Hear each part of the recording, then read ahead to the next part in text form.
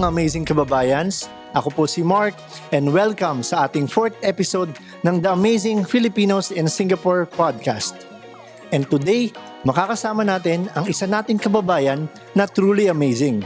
He is an advocate of financial independence through his stints in property investing, insurance, and retirement. He is a former head of Social Security System or SSS in Singapore, a former head of operations of the Philippine National Bank, Singapore, and currently, he is the managing director of Smiles Mobile Remittance, Singapore. Please welcome Mr. Roland Pagdanganan. Kumusta, sir? Thank you po for being here on the show. Yes, Mark, good day sa ating mga kababayan and thank you, Mark, for inviting me here. You do have an amazing career po sa Singapore. But before you come here to Singapore, ano pong work niyo po sa Pinas? Ayun, Mark, ang course ko kasi is accounting. So, nung nag-review pa lang ako noon for the CPA board exams, nagkaroon ng invitation din to join itong company, itong firm, yung Sisip Gores and Velayo, SGV. So yun ang start of my career sa Pilipinas as an external auditor sa SGV. So after several years there, kasi magandang training ground ng SGV.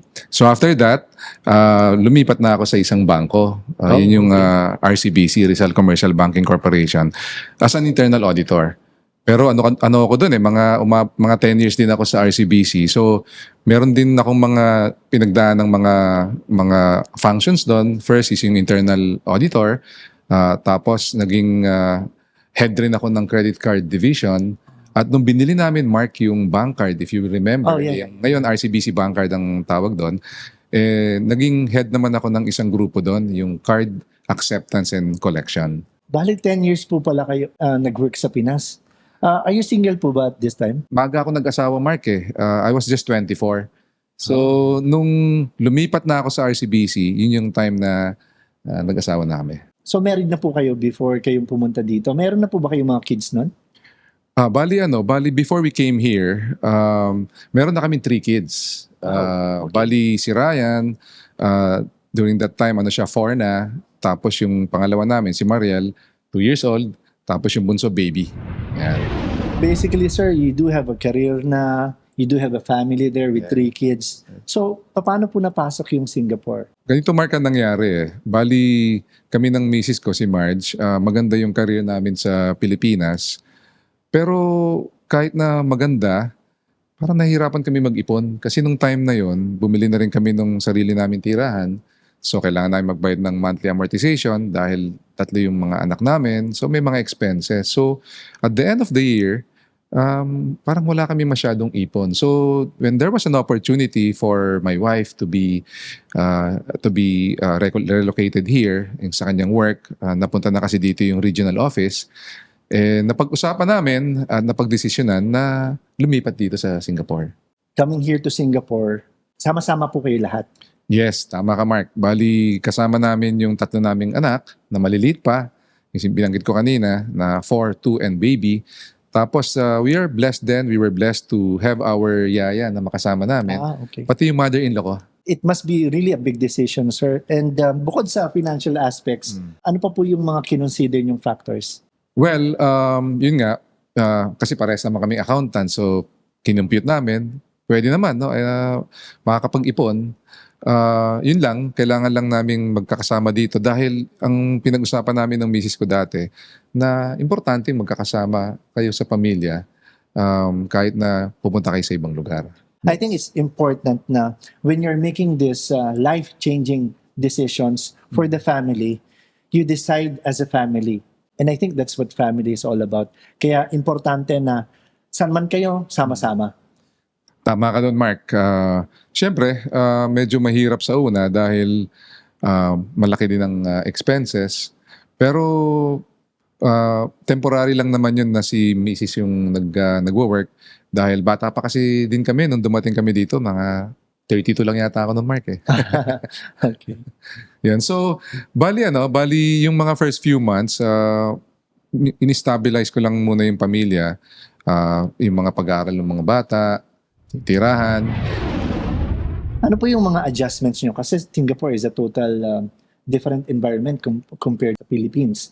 Ano po yung mga nakatulong sa inyo to have this social integration sa new environment? Ayun, Mark.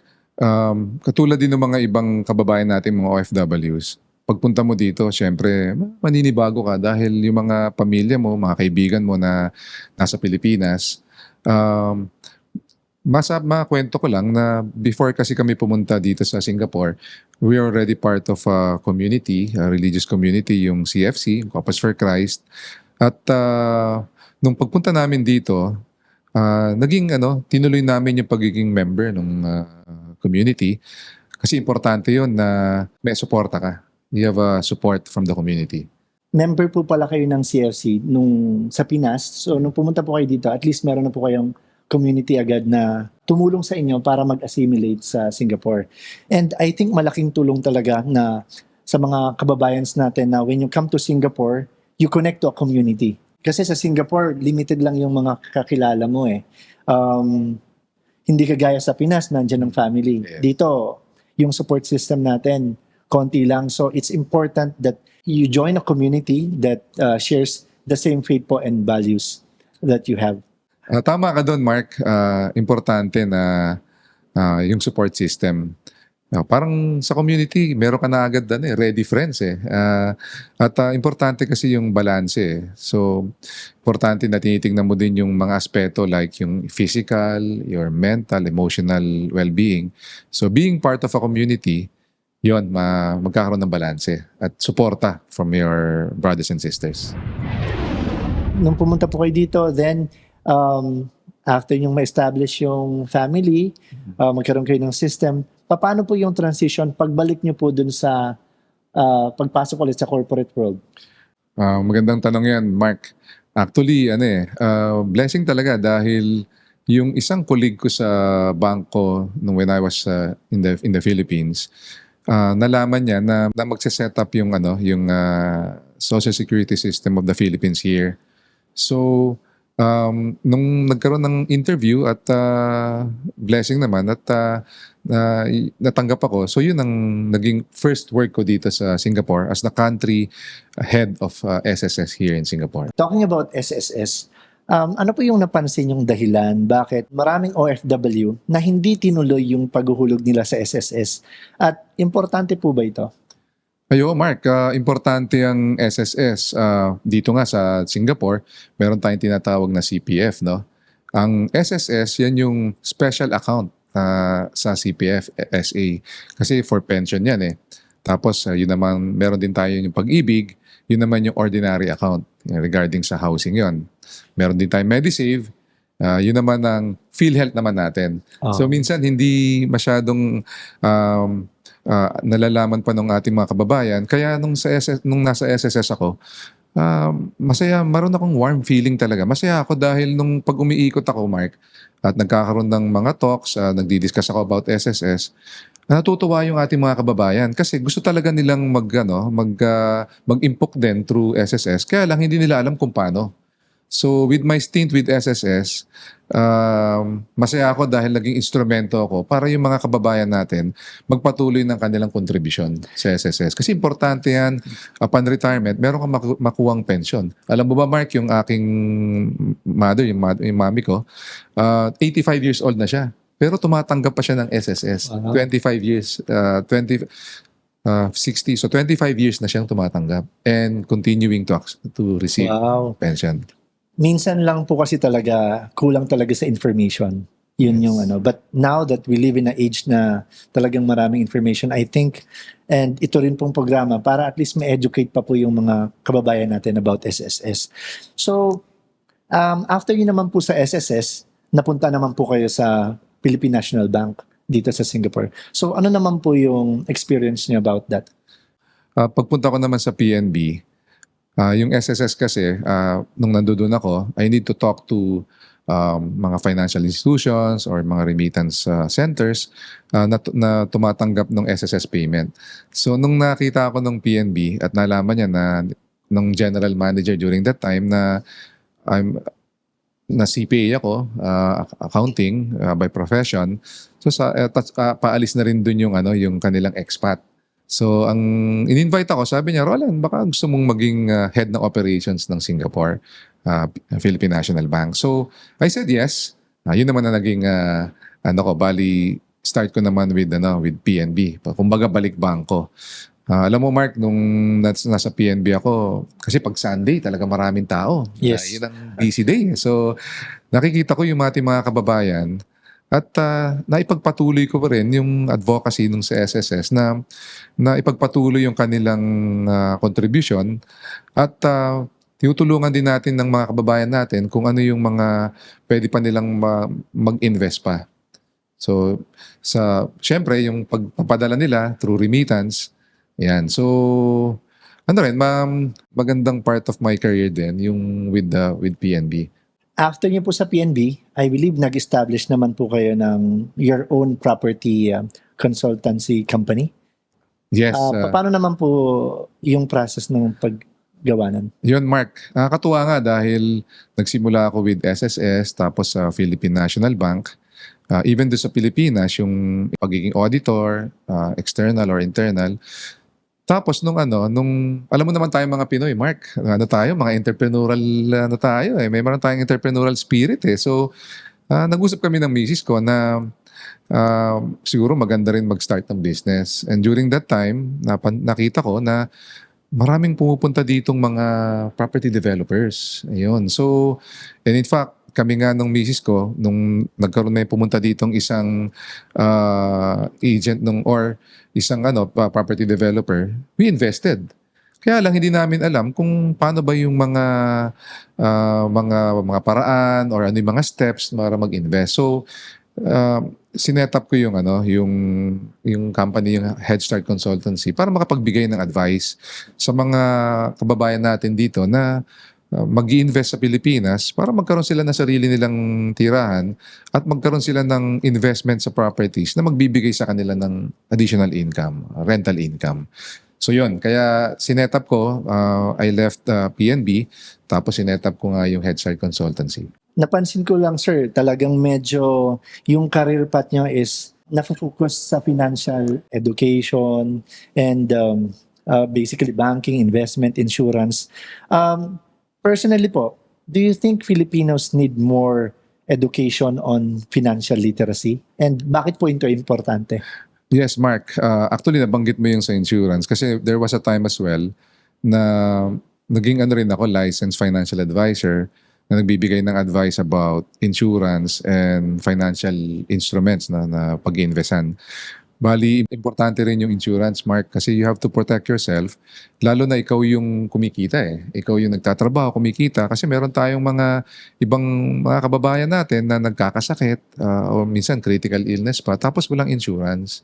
At mauubos yung mga inipon mo, mauubos pa, mahirapan pati yung pamilya mo. So, bali, maganda dahil yun nga, napagdaanan natin yan, yung sa property investing, insurance, financial instruments, investments.